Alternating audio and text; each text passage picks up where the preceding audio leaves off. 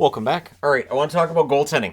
I want to talk about the goaltending of the teams that are currently above the playoff line because this is one of those things that can be really hard to predict. I've talked about from year to year, goaltenders can have really good runs. They can have poor runs as well.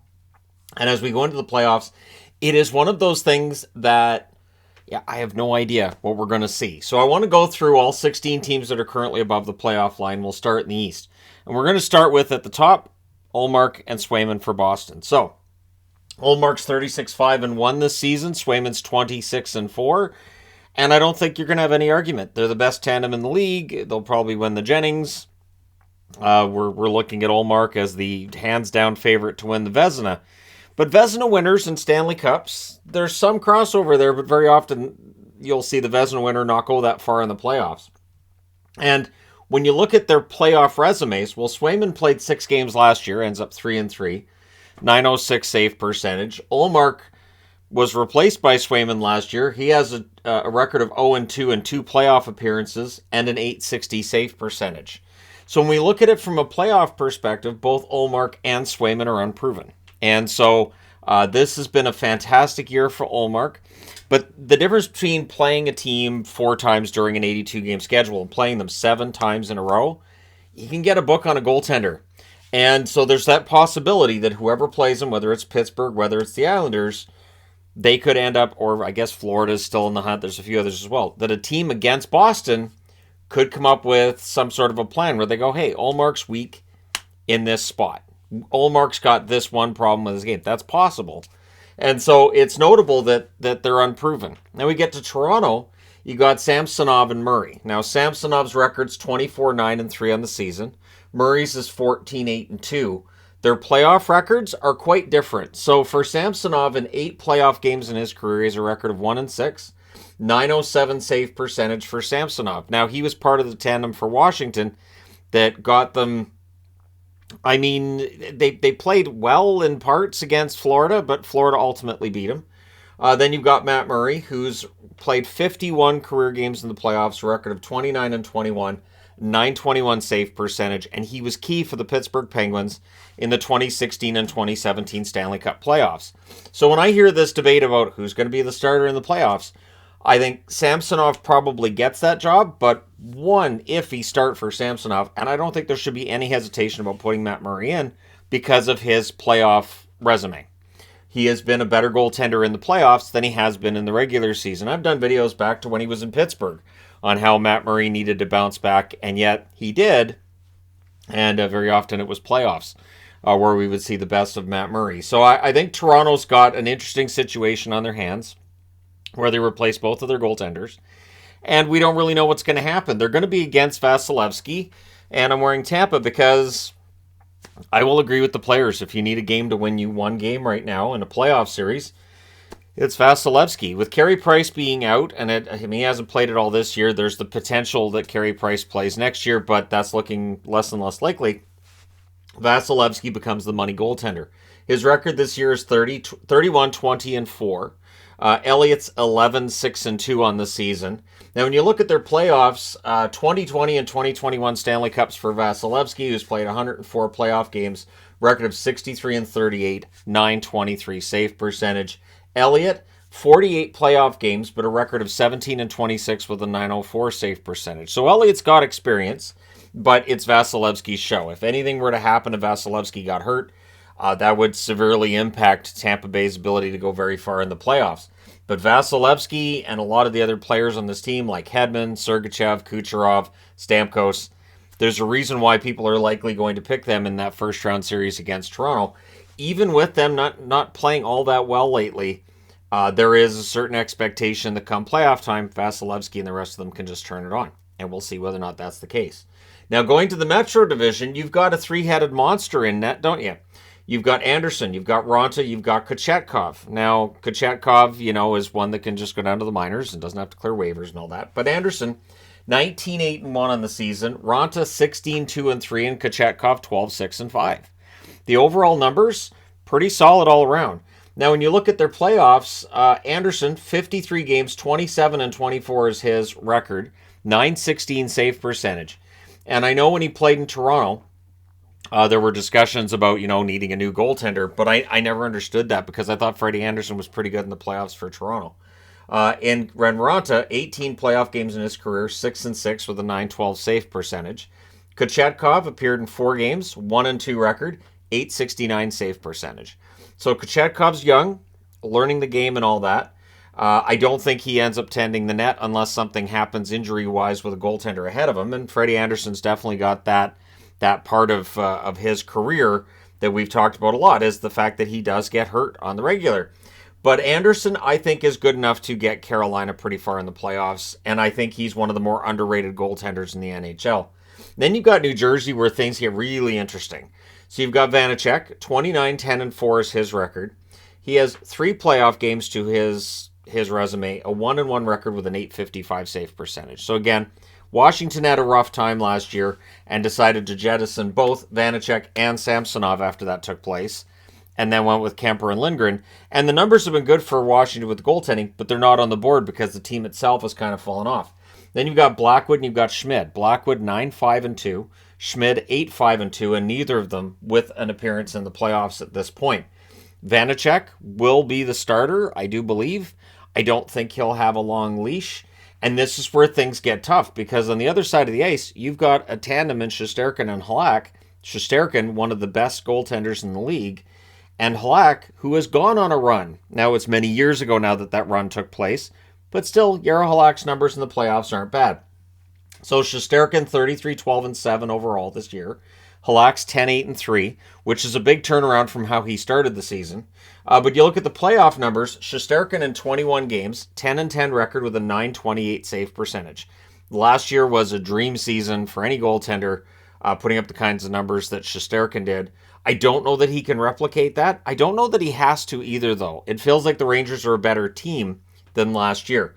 Last year, a lot of the criticism around the Rangers was that Shesterkin was winning them games rather than the Rangers were winning those games. And this year, it feels like the Rangers are winning them outright. Then you've got Halak, 39 playoff games in his career, 17-20 record, .919 save percentage. And again, he went on a nice run in 2010 and upset some favorites there before ultimately bowing out. And it's a big part of that 39 games is from that run. But we know Halak can play well come playoff time. So if something happened with Shesterkin, I don't think it's the end of the world for the Rangers, because we know Halak can hold the fort at least short term. Then you get to the wild cards. You've got Sorokin and Varlamov for the Islanders. Now, Sorokin, 27-19-7, 7 playoff games in his career, 4-1 record, .922 save percentage. I don't think Lane Lambert's going to be shy about going with a rotation, and he shouldn't be. Varlamov this year, 11-9-2 is his record. 60 playoff games in his career, a record of 31-27 and a .919 save percentage.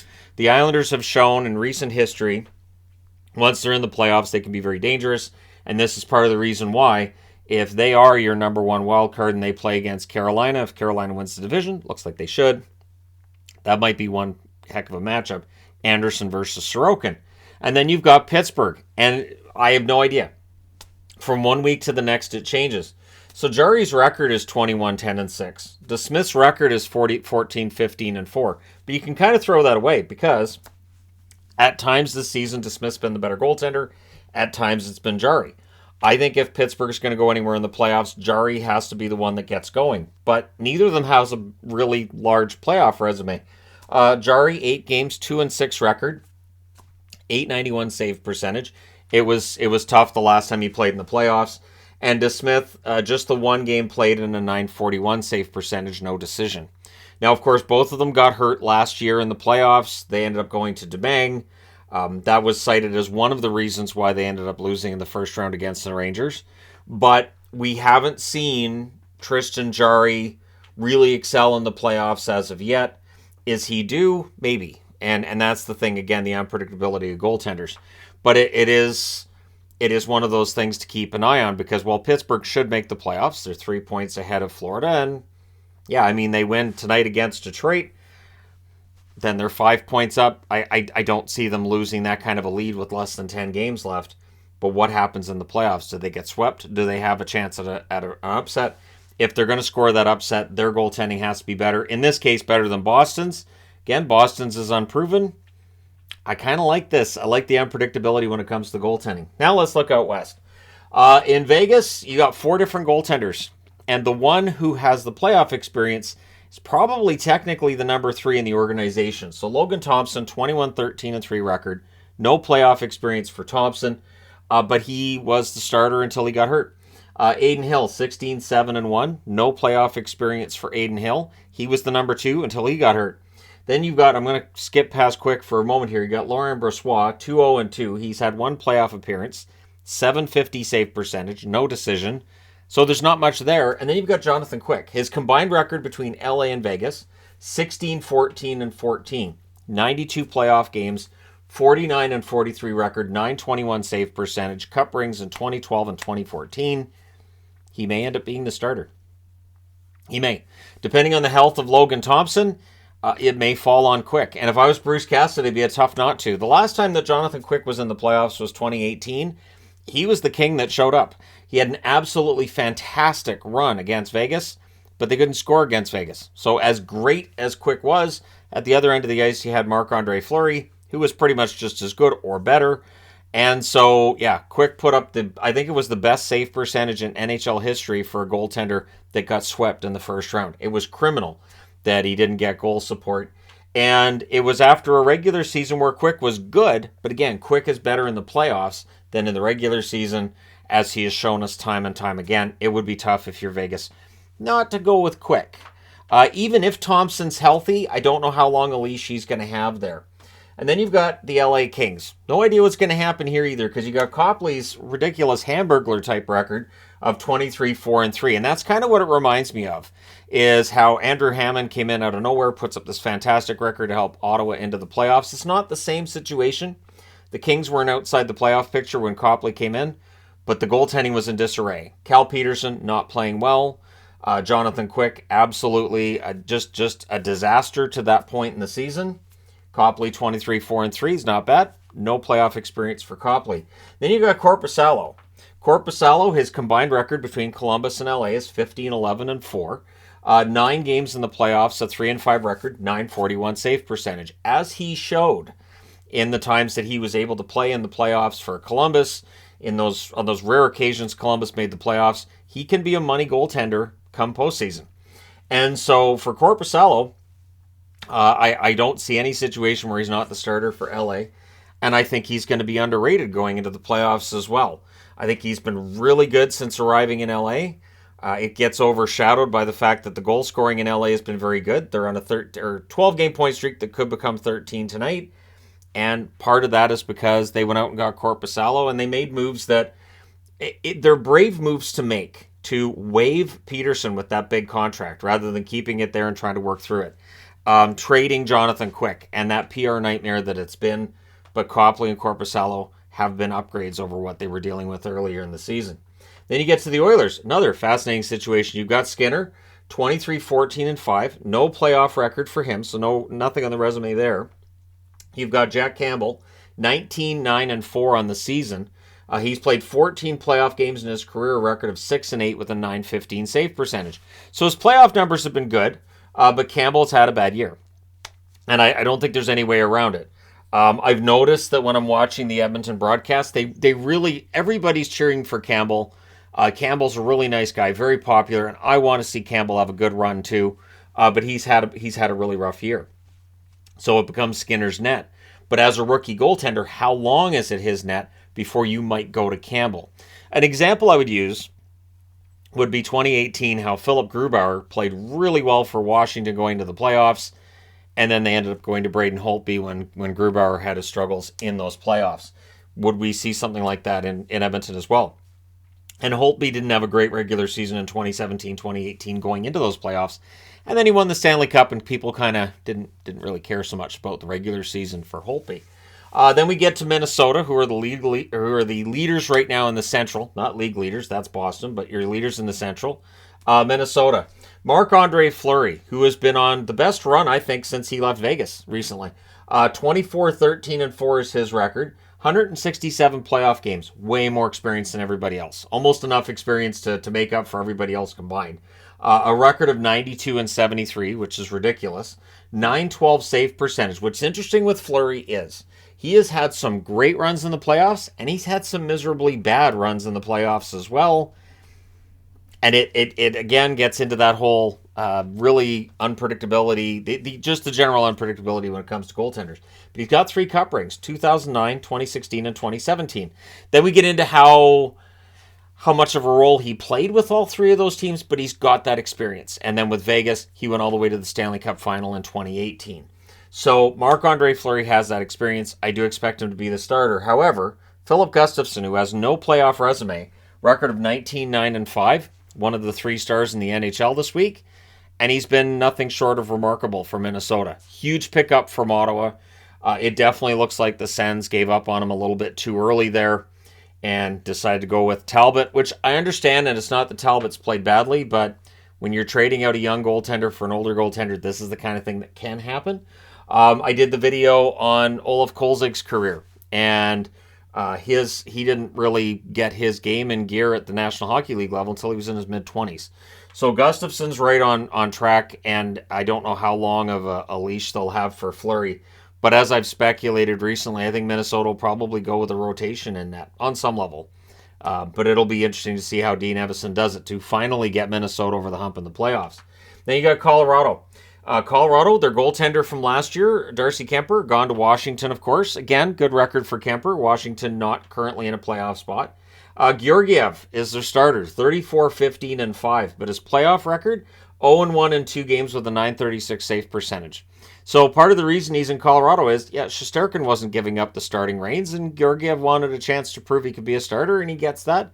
And I think he's done well. You have Francouz, who's been hurt for large portions of the season. He's 7-7-1.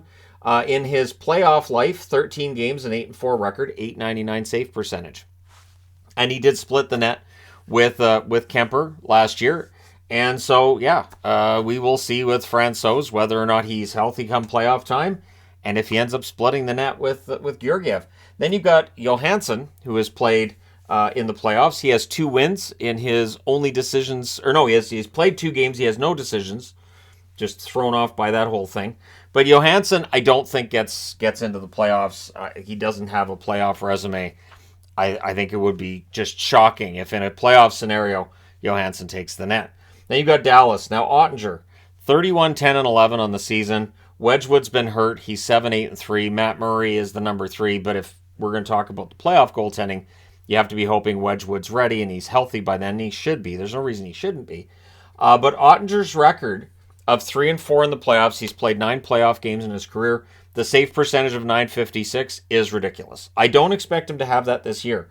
Ottinger's one of those goaltenders that he has good games. He has some rough games as well. Overall, he's an above-average goaltender, but I don't put him in the same category as Shesterkin or this year Ullmark. This year Ullmark's running away with the league, and of course Vasilevsky over his career has really built quite the reputation.